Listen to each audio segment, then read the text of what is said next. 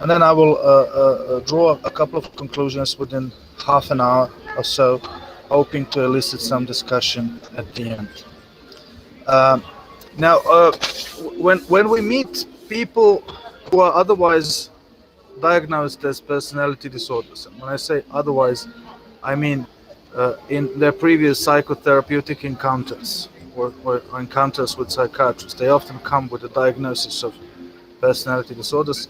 These are often people who have such issues with their close ones, with their significant others, that those significant others ask the question about them, which is often phrased as whether they are insane or they are so evil that they are almost insane. There's this dilemma that these people sometimes tend to hurt their close ones, that they tend to disturb their social relationships so severely and to such a great extent that the very close ones, the family members, the friends, often ask the question of whether they are insane or whether they're evil, whether they are so badly structured as personalities that they cannot be accepted within a reasonable value frame of that particular relationship, whether it's a family relationship, or friendly relationship, or collegiate relationship, or any kind of relationship which they tend to disturb, tend to test the limits. They always tend to transgress the limits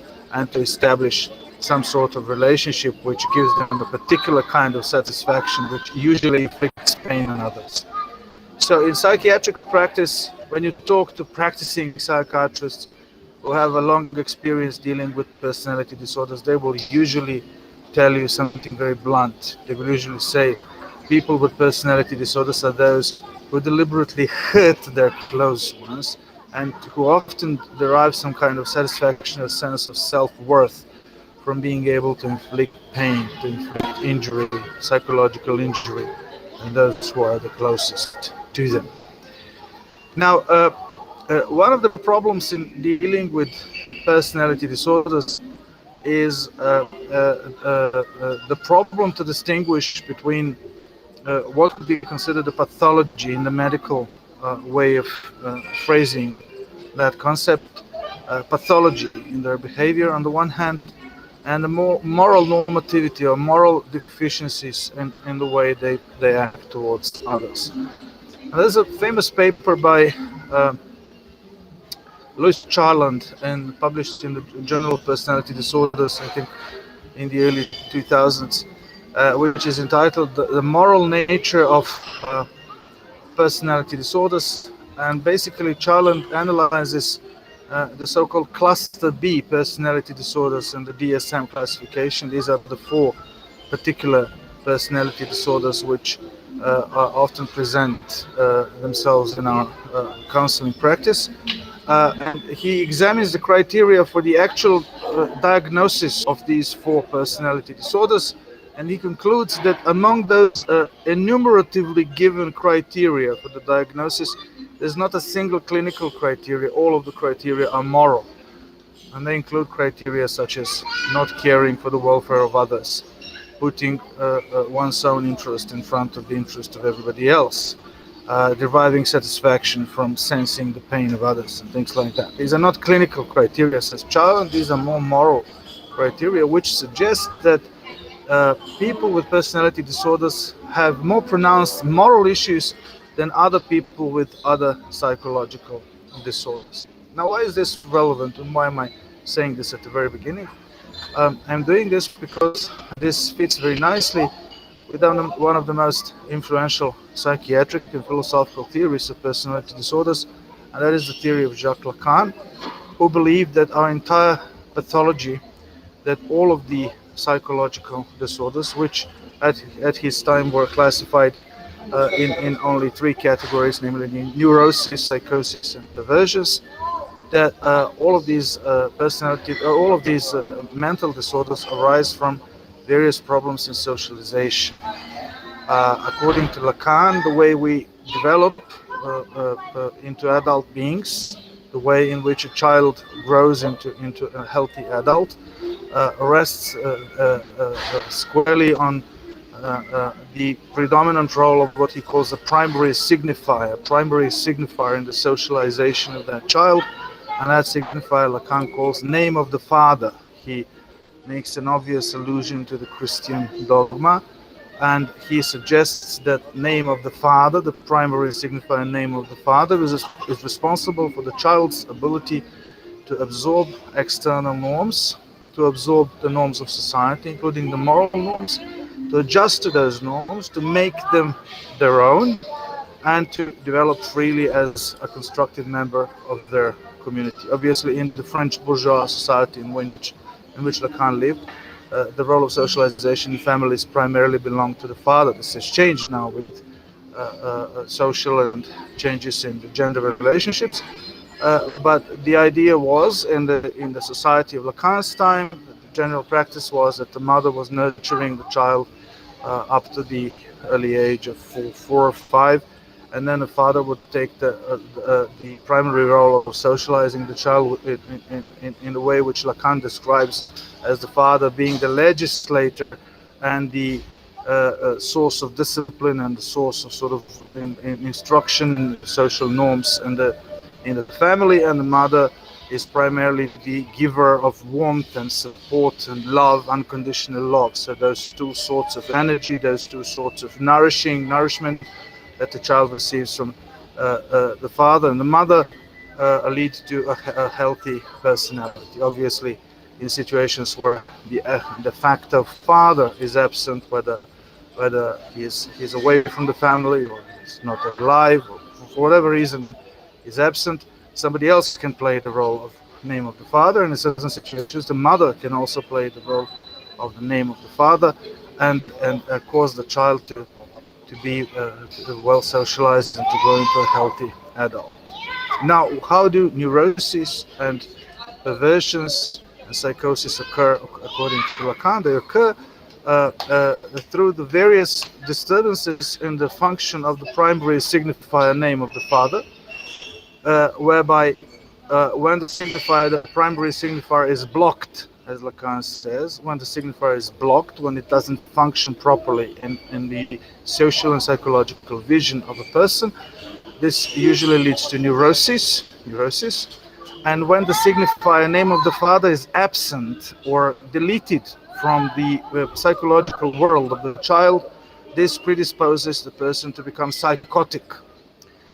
At the time, the dominant psychiatric paradigm was Kraepelin's psychiatry, which didn't recognize personality disorders. And later Lacanians interpreted the later development of these diagnoses, personality disorders, as merely subversion of the old diagnosis of mild schizophrenia or mild psychosis. So what we now tend to say officially about personality disorders is more or less the same as what Lacan and Lacanians would have said at the time about psychosis, because they would have considered what we now consider personality disorders as non-manifest or mild forms of psychosis, primarily of schizophrenia. Why is this all relevant for my topic today? It is relevant because it brings us to the old question of what philosophical counseling may offer in addition to classical psychotherapy, and whether there are significant differences in the methodology between philosophical counseling and classic psychotherapy. We often face a situation where, when dealing with people with personality disorders, both psychotherapists and philotherapists or philosophical counselors simply desperately search for ways to address the normative framework, the normative dynamics, the normative motivation in people suffering from personality disorders.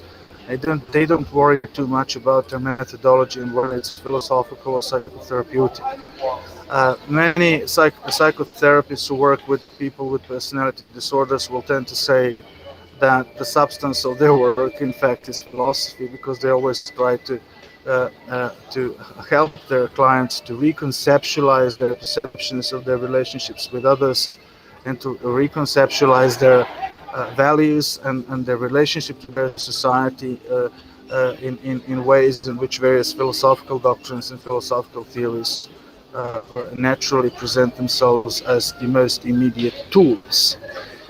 So this has given rise to integrative psychotherapy. Today's integrative psychotherapy, which basically includes both the classic forms of psychotherapy and philosophical counseling. And it basically brings us back to an old question in psychotherapy, which was first asked by the founder of the psychotherapeutic clinic, the French psychiatrist Philippe Pinel, who, when developing this so-called talk therapy, what was later to become psychotherapy, defined psychotherapy as a whole as a moral re-education. You know, in the asylums of the day, when Philippe Pinel started to develop talk therapy, the repressive atmosphere of those hospitals with people who were restrained, who were heavily sedated, many of whom were violent, where there was little understanding for the need to establish communication with them. Pinel argued that most of the problems in the behavior of those people, which basically caused them to end up in such asylums, is that they don't fit well in the society and that they are not normal by the standards of their culture, because they suffer shortcomings in the process of socialization. They have suffered setbacks at various stages of their socialization. Now, this is a story which is fairly structurally simple.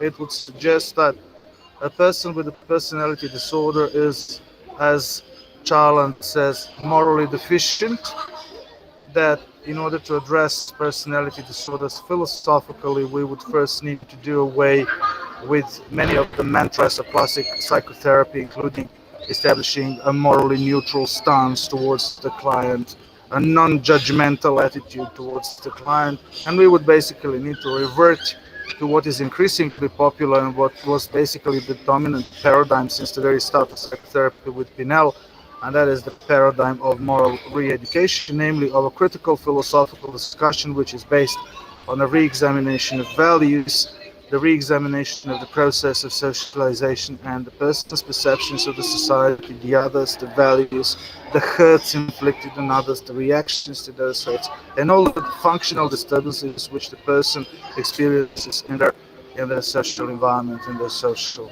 world. And this would be fairly simple, though practically obviously controversial and subject to many questions, including those of political correctness, because we have become so used to the medicalization of social morality and socialization, and we have become so used to assigning the label of pathology to many of the issues which are basically issues of values and issues of self-improvement, or what David Hume would have called the ability to execute a degree of self-interruption in the interest of society and the values that the society promotes. This would be fairly simple if it was not for certain experiential facts that cast a shadow on the Lacanian interpretation of personality disorders and pathology in general. Namely, the question which I want to ask on this fairly short talk really is, if we accept that a lot of our pathology in quotation marks, unusualness, a lot of our capacity to inflict pain on others, a lot of our ways which make us problematic and which lead us to psychotherapy or to philosophical counseling, if a lot of that can be explained in terms of our relatively unsuccessful or poor socialization, and thus if an intervention would require a moral re-education, a critical re-examination of values, etc., all this would be very nice. But if we accept all of that, does that mean that a person who is perfectly socialized, that a person who accepts the values of the community wholeheartedly, the person who is extremely devout to the dominant values which project the concept of virtue of that particular community, does that mean that that person is healthy? In other words, can we imagine a situation in which a person might suffer from a disorder whereby the person is too normal or too well socialized? whether the Lacanian interpretation of personality disorders, which portrays them as disruptive, explosive, problematic, dangerous, something to deal with through re-socialization or moral re-education, whether it is perhaps too one-sided, and whether we are now facing an epidemic of various kinds of disorders, whether they're neurotic or psychotic, or whether they are proper personality disorders, whereby people suffer the most because they are too socialized. They accept the values of their society too closely, too fully, too completely. They exhibit a degree of inability to break the rules. Whether people follow the rules too much, and whether this is the cause of mass neurosis. And I think one of the discussions which we often face today, those of us who work with clients and who face this practical experience, is whether we really need to help people, a lot of people who come to us for help, whether we really need to try to help them to follow the social rules more closely, or whether we should help them to break the rules more often and more freely. Lou Marino has written a lot about this epidemic of depression in the U.S. From his book on Prozac onwards, and basically he pointed out this broadly known, widely known fact that millions of Americans take antidepressants not because they feel depressed and not because they need a cure for a mental disorder, but simply as an enhancement drug, as a drug which helps them satisfy the expectations of the society, which helps them perform better at their jobs, be better neighbors, be better, friends, be better family members, smile more, be more pleasant, because the social expectations in the modern industrial society are that in order to provide a good service to a customer, we need to be in a good mood. In order to be a good professional, you also need to be happy. You need to smile. You need to make other people feel good. And these requirements are internalized by millions, and as a result, people often find it almost deviant when they have a desire to show a different kind of behavior, when they have a desire to simply be grumpy, when they simply don't feel good, when they can't satisfy those expectations. And then people come for counseling. And then those people often develop serious problems in their family relationships, in the relationships with their kids, in the relationship with their broader family, and with their friends. And we often have this situation where we don't know whether a person is poorly socialized, and that is why they become explosive and may develop the symptoms of personality disorders, or the person is too socialized, too repressed, too closely attuned to the values of one's community, so that the desire for freedom, the desire for authenticity, the desire for individuality breaks through that crust, which is very thick and very hard, and which is consolidated from the acceptance and the internalization of all these limiting norms, including moral norms, so that the person develops all kinds of disorders and problems. I would suggest that we know very little about personality disorders, and that when we ask this question about whether a person is sick, insane, or just so evil, or aggressive, or destructive, that they can't be accepted in a particular type of relationship, we often disregard the deeper dimensions of the behavior of many people, because in my experience, when I've dealt with people with personality disorders, I've often seen a paradox. Many of them behave completely recklessly. They satisfy the diagnostic criteria for various disorders, and they often come with multiple diagnoses of comorbidities. For example, most commonly the comorbidity between the borderline personality disorder and the bipolar disorder, because they act recklessly, they spend a lot of money, they engage in risky sexual behavior, they get into problems with the law, they dress extremely extremely aggressively with the use of strong colors, strong makeup. They wear those women wear those huge hairs. They satisfy all of these prima facie diagnostic criteria for suspicion for bipolar disorder as well as borderline personality disorder. They pick the rules, but at the same time, when you talk to these people, you see that on another level, on another side, on another extreme of their personality, they in fact accept the social rules too rigidly. Some of these people who engage in extreme promiscuity, who uncontrollably spend their money, who get into fights, into conflicts with their partners and with unknown people in the streets, with strangers. Some of these people, when you ask them about problems with their kids, uh, uh, uh, wanting to marry a person who is much older or much younger, or wanting to get into a relationship with a person who belongs to a different race, a different religion, or even a different nationality, will exhibit extremely conservative attitudes. And even though their lives seem reckless and seem extreme, you see that in certain aspects in which they reveal the deeper structure of the value system, they have very conservative and very rigid views in which you see the early socialization and you see the way in which those community values have basically sapped the life juices out of them and sapped their authenticity and their ability to develop their individuality.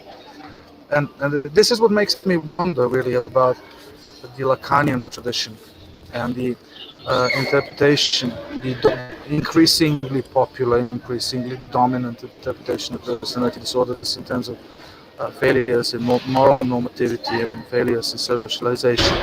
It seems to me that a lot of the disorders that we see as philosophical counselors have to do with deficient individual personalities, with deficiencies in the opportunities the person has had to develop their specificity with regard to their society. Because the struggle with the dominant values of the society reflects the strength of those values. The more you fight the values, the more you feel the onslaught of the values. The more aggressive, the more dominant the values are. In a tolerant society, you don't need to fight the values. You can develop your own values and establish the relationship between your values and the dominant values of the society. You can belong to a marginal group. You can be a dissident. You can choose your social position. You can choose both the social stratum in which you live, and you can choose your relationship to the core values of the society deliberately and in a way which is equipped with a high level of awareness. But in our modern societies, I think we are so much under pressure to accept certain values as the markers of normalcy, the markers of social acceptability, the markers of being a good person. That basically many people fight those values when they can't stand them. They fight them on a level and in ways which present them on a surface as being delinquent, as being deviant, as suffering from personality disorders. They often hurt people around themselves. But our intervention really cannot be effective until we really explore the degree to which this explosiveness and this problematic kind of behavior is really a reaction to what one feels as social pressures, what one senses as structural violence, what sociologists call structural violence, violence of the order of norms in which we live. And we pride ourselves for being liberal, for living in a society in which freedoms are unprecedented. But I wonder whether this is really so, because perhaps the range of lifestyles that we can choose is broader than it used to be 50 years ago or 100 years ago. A range of lifestyles which we can choose without immediately encountering some sort of concrete social repression or concrete consequences, repressive consequences. But on the other hand, there are so many new restrictions, new norms, new expectations that we are asked to accept, that this very much predisposes our own way of personal development. Today, if you're not tolerant, if you don't tolerate all kinds of differences, political differences, religious differences, social differences, you're considered delinquent. In a tolerance, which is one of the predominant virtues and values which is fostered in the modern liberal society, is a negative value. It is a value which is contrary to the traditional values of mutual affection and love and a sense of belonging. If I love someone, I can't tolerate. The precondition for me tolerating Shanti or Sergey is that I don't love them, that they irritate me, that they go on my nerves, and then I can tolerate them. If I love them as I do, I can't tolerate them. So we have switched those political and social paradigms in which we have increasingly demanding values which are imposed on us and which basically infect our psyche and which cause us to develop all kinds of self-expectations which limit our freedom, parallel with the process in which we nominally have all these kinds of choices which we can institutionally and specifically, concretely make in our lives without being discriminated on the level of official policy. But the expectations are always getting higher, and we see that through the mass neurosis. And what used to be the mass neurosis and the mass depression until a couple of years ago is now increasingly presenting as an epidemic of personality disorders.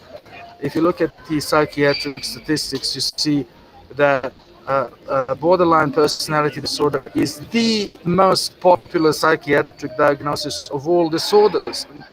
The most people, of all people who ever see a psychiatrist, get the diagnosis of borderline personality disorders, usually in comorbidity with other personality disorders and some mood disorders such as the bipolar disorder. So we are now talking about an epidemic of dissatisfaction, an epidemic of an inner revolt to social repression and structural violence, which I think requires a change of paradigm and a building on the Lacanian tradition of socialization and the constructive and theoretically and experientially informed asking of the question of whether we can be too normal, whether the source of many of the personality disorders are not only deficiencies in socialization, but excessive socialization.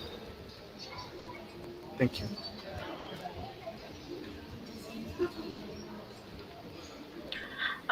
Thank you, Professor Fatić, for your lecture. And have any questions? Somebody?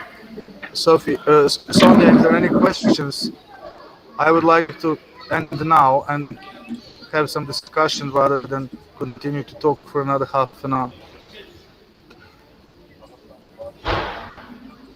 Okay, yeah, we have enough time for this. We have a 1/2 of our.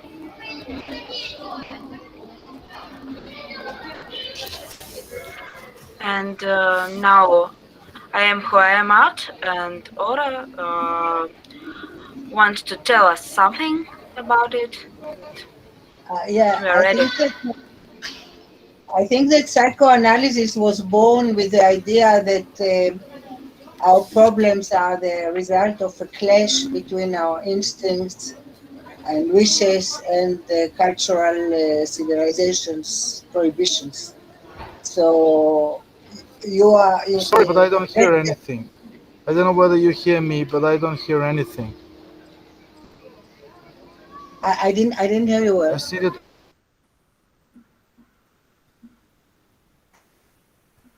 Where you disappeared? Oh. I think he disconnected. We lost our lecture.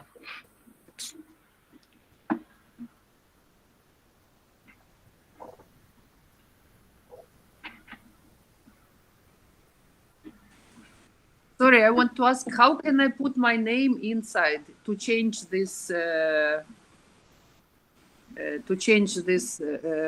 My Google whatever. Can I change it somehow so that I put my name? Is it possible? Your Yam Wolam app. You can write your name in chat, and we all will know that you are. Okay. Okay. Irena, good. Yes. No. So I think that some moments we can discuss without our lecture. Where is Sasha? I think this misconnect, and we're waiting for him.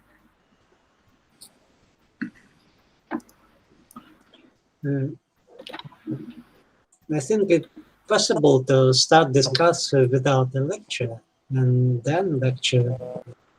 Joanna, we continue. Okay, so can I continue with my remark? Psychoanalysis is born with the question as should we and how much. I mean, it was incited by Nietzsche provocation, and with the question, what does it mean to live when civilization prohibits incest, prohibits other things, and how do we deal with it? I mean, but there are other conceptions of psychotherapy which do not think like Sasha proposes that our problem is that with our childish need, dependence on the parents and the need to please them or to avoid punishment, we are too conventionalist, too trying to please others and to please society. So there are therapists, psychotherapists that are closer to Heidegger or to Nietzsche in this respect, and not Right. everything. I apologize. I had to log out. I couldn't hear you or at all. I'm sorry. Yeah, I don't see you. Still don't see you. But are you hearing us? Yeah, I'm hearing you now. Sorry. So about what I say briefly is that psychoanalysis was born with the idea of socialization is accepting the prohibitions of civilization, like no incest or no that, or don't kill your father, and so forth. But there are other responses to this Nietzschean provocation. So where are we with the social norms? Like Jung, for instance, and Rogers' psychotherapy, they don't assume that we have to be conventionalists. They do assume that we have a kind of a revolt against the parents and a way of reevaluating our values. So there are different approaches in psychotherapy, and in psychopathology there are different approaches, and not everybody accepts the dogma that people are psychotic because something was wrong with interrelations with the parents. Some say there's something in the brain that happened to them. So let's not. The question is to which extent we have to relate it all to psychotherapeutic diagnosis, and maybe we don't want to. Well, we don't deal with perhaps with people in a psychotic crisis because we don't know how to deal with. We cannot talk with them when they are in the crisis. But other questions, like I worked with in a psychiatric clinic, I worked with people in order to talk about their self-respect and their dignity as human beings, despite having a psychotic episode. And on the other hand, talking with borderline or what they call borderline and narcissistic or schizoidic persons, I wouldn't relate to these categories when I deal with people. I don't accept the diagnostic scale. So we are working differently than psychologists, not only because we don't accept some of the dogma of some of them, the social dogmas of some of them, but also because we are working differently. For instance, the psychiatrist, the psychoanalyst works through, although he aims to change values, he works through emotions and transference and all kind of processes that we don't use and are not supposed to use in our working with people. I think this is a very important difference between the philosophical work and the psychoanalytic work. Yes, I can agree with you on one level. We can all choose not to recognize what others do and do it our own way. And many people do that. I think the challenge is to do something different. The challenge is to examine what standard psychotherapy has done, because it has had reasons to do it. We can't simply, we can, but I'm not sure whether this is beneficial to simply ignore that, and try to see whether there's actually a difference. You say we do something differently. As I grow older and work longer, I increasingly disbelieve that we do anything different. I think that we do things very much the same. And I think that many of the traditional psychiatrists are moving towards philosophical counseling because they themselves see the limitations of the traditional psychotherapy. And the other reason why I think we must simply heed the call of tradition is that most of the clients who have been treated by psychotherapists and psychiatrists believe in their diagnosis. They come to us and they perceive themselves as borderline, psychotic, whatever.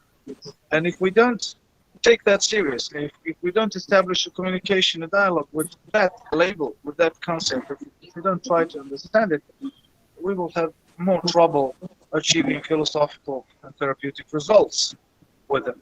And yes, I agree, there are all kinds of psychotherapeutic understandings of conventionality, but I was speaking specifically about Lacanian psychotherapy. And Lacan specifically and very narrowly insists that all our normal depends on the socializing role of name of the father. And it obviously doesn't necessarily limit itself to our relationship to our parents or to sexuality or to whatever traditional concept of socialization. It has to do with the acceptance of social values at various stages of our lives, which means that at the age of 54 now, I also need this primary signifier of name of the father to understand many of my life situations, even though my childhood rearing has occurred a long time ago. So when I see a psychoanalyst, a Lacanian psychoanalyst, they would seek to identify the name of the father signifier in my life and see who and what plays that role. Perhaps philosophical counseling as my profession plays that role. Perhaps philosophy plays that.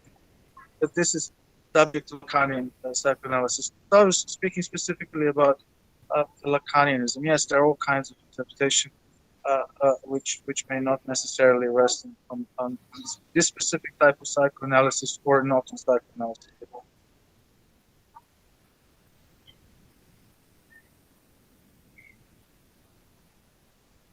So may I speak now or what? May I say something? May I say something? Yes, please, Ron.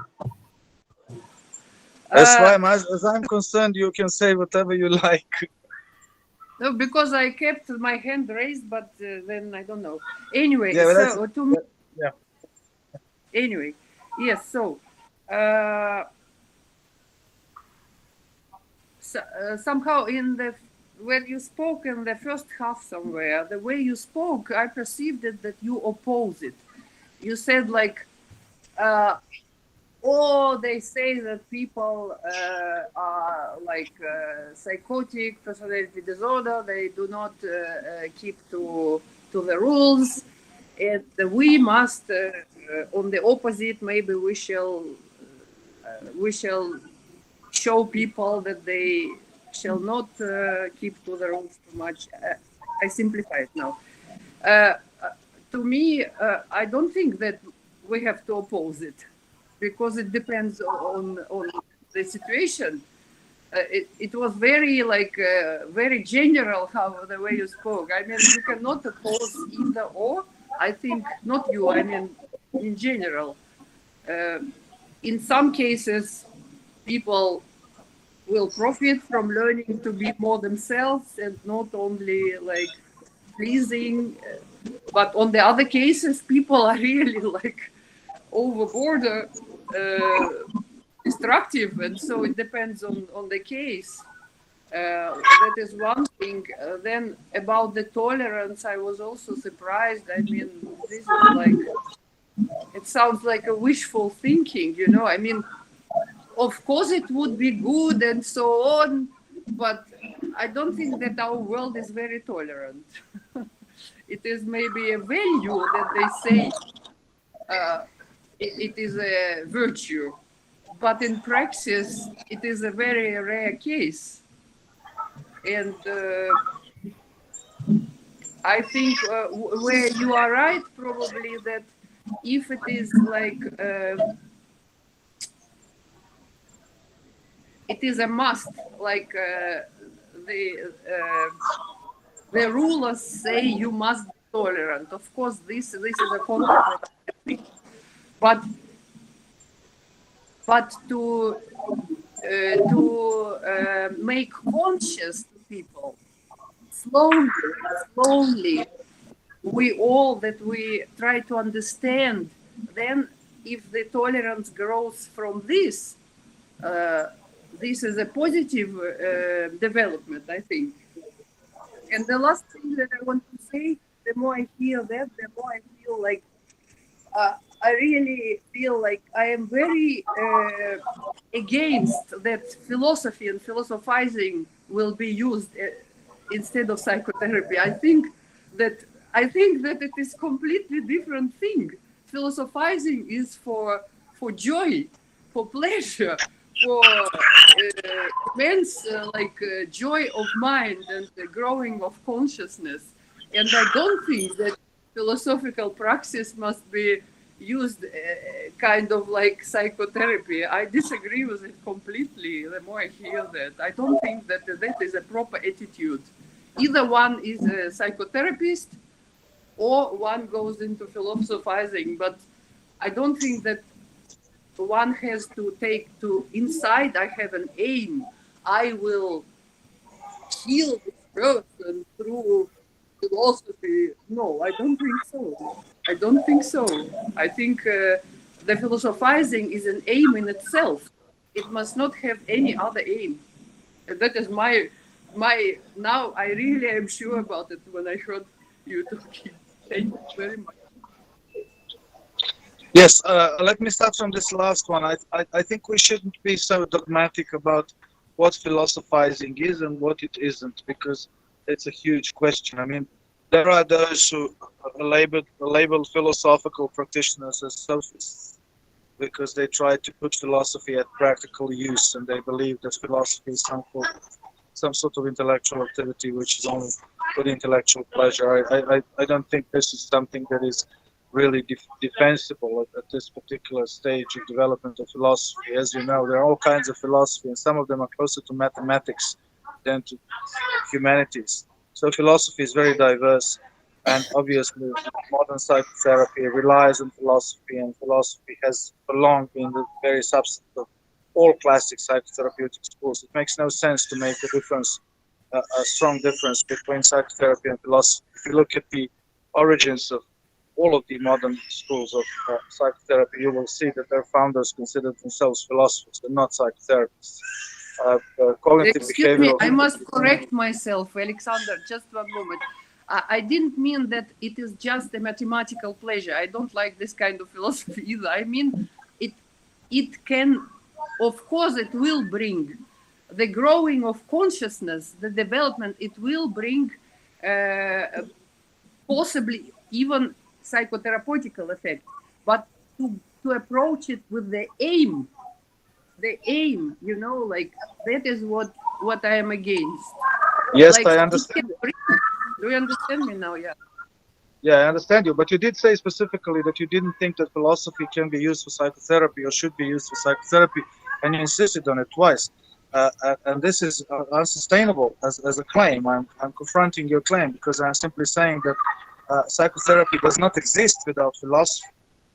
No psychotherapy has ever been able to be developed without philosophy. And as I started to say, cognitive behavioral psychotherapy is based on Stoicism. And its founders say that it grew out of the Stoic philosophy.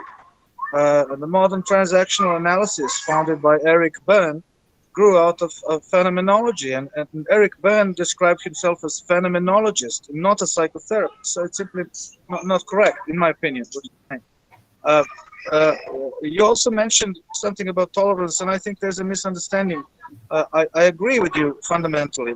I would like, my argument was that the values which our society teaches us to adopt are often insufficiently reflected values. In our modern society, it is the ideal, obviously, you are right. There's not enough tolerance. There's a lot of animosity. But we are taught that to be a good human being, we need to be tolerant of others. No, this is something that needs to be critically re-examined. I don't like to be tolerant. I like to like people. I don't like to be in a position where I have to tolerate someone because this means that I dislike them.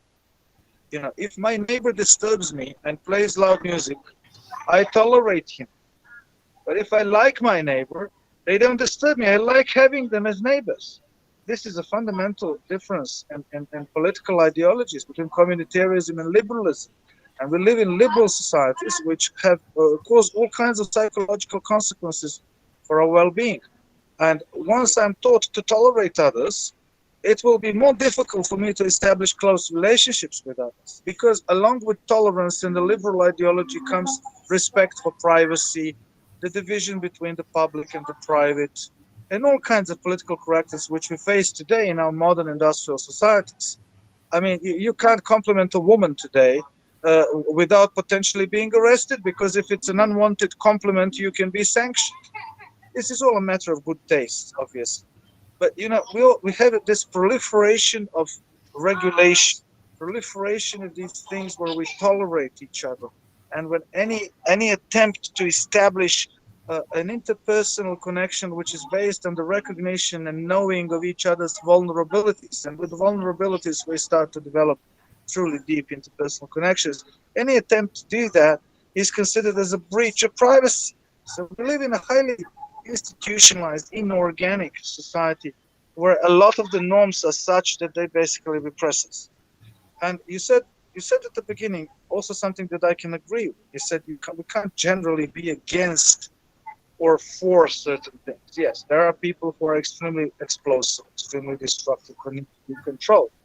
But what I'm saying simply is that this uniform way, Lacanian way of looking at normalcy as socialization, that may not be sufficient. There may be many cases in which we will also have to consider whether people are too normal. I consider myself to be too normal, and I consider that to be a form of pathology. I would like to be less normal because I would be happier and I would be more spontaneous, and I may be able to establish more organic relationships with others. But I find it difficult to do that because the limitations within me, the social norms which I have internalized, limit my quality of life. And I see that in many of my clients as well. And my question, I don't have an answer to that, but my question is whether we should leave some conceptual and instrumental room open to potentially intervene, to encourage people to be less rather than more normal in terms of Lacanian concept of socialization. So I generally agree, but I'm just wondering whether there are many cases where this is also different.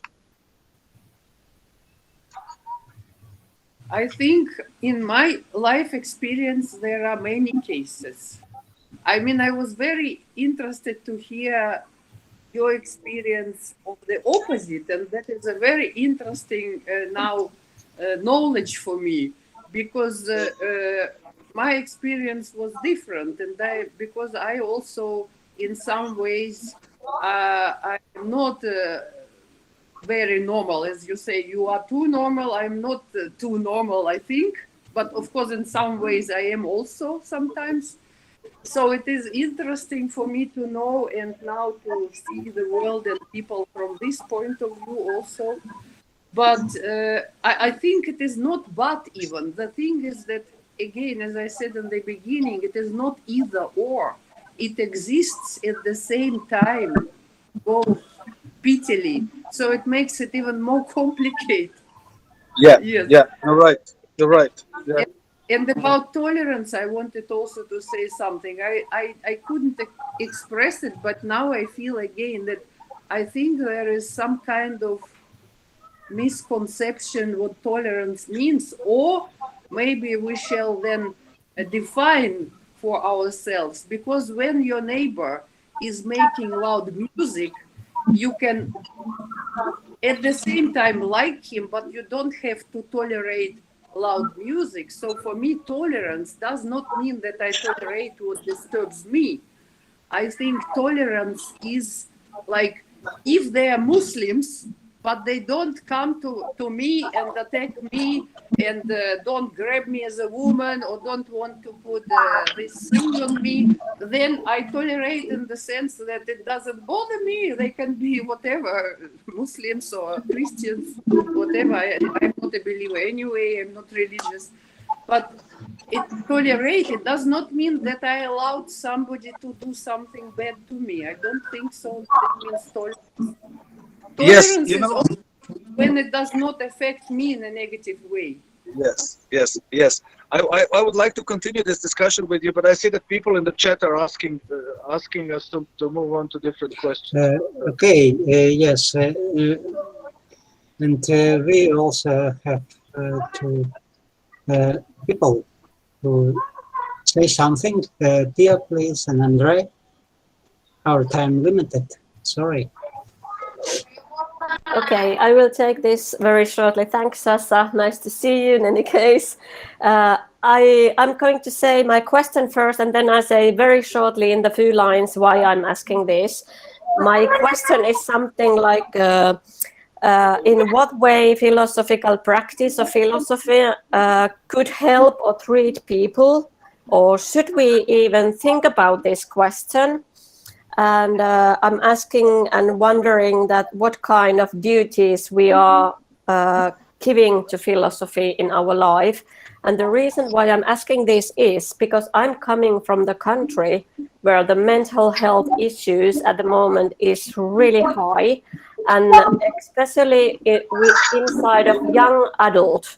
I mean, the between 25 to 34 years old, I think at the moment they are the group of the people who have highest statistical rates to be the sick leaves. And I can see that this is horrible. And also probably you know also that in Finland we have very high rates of suicides, which is very, very sad situation, I believe so. And because the situation is what is it, I'm wondering many times that in what way we can use the philosophy and all this knowledge what we have to help or treat the people in this kind of things, in this kind of societies. I'm very happy if you have any ideas in general share, because I think it's very important, and this is also the ethical. Do we have an ethical responsibility to do something? Yeah, I think in Finland you had my friend Markku Kivinen as Finn of the Year, I think for several years in a row. He's not a philosopher by training, but he's a philosopher by vocation. And he basically, as a public personality, he tried to do what we do in our philosophical practice. You asked whether we should treat anyone, but what is there anything that we do as philosophers, as practical philosophers, that doesn't include treating someone? I mean, even our teaching is treating our students. As philosophers, we teach differently from those who teach physics or mechanics or whatever else. I mean, if you don't grab a part of the soul of the person you're teaching, if you don't influence them, if you don't treat them in a way, if you don't make them feel better, your philosophical teaching hasn't reached its ultimate level, its ultimate effectiveness. I mean, Epicurus wrote that philosophy which does not alleviate any pain is not worth the name of philosophy. So, I mean, it's not accidental at all. Traditional psychotherapy really is based on philosophy, and it's now merging back into philosophy. So I don't think, I agree with Oscar Branifiek here, who says that we always treat people. We just may not be able to, may not be aware that we are doing that, and we may not be sufficiently responsible because we are not aware. And if we are aware, I think we should use the conceptual resources to address it. And I think on the level of public policy, such as the problem that you mentioned in Finland, I think philosophy is a particularly well-suited discipline to do that, because philosophical concepts are easily lend themselves to young people. They're sufficiently articulately presented through the media and public outlets. That achieves a public result. I mean, I think Marco and I discussed this innumerable times, and he said to me, he spoke to young people of all ages, from primary school students to university students, and I think all of them responded well to these basic philosophical interventions. So I would be maximally liberal in that respect. I would really use philosophy to the maximum as an overarching sort of conceptual framework for all kinds of psychotherapy. Thanks.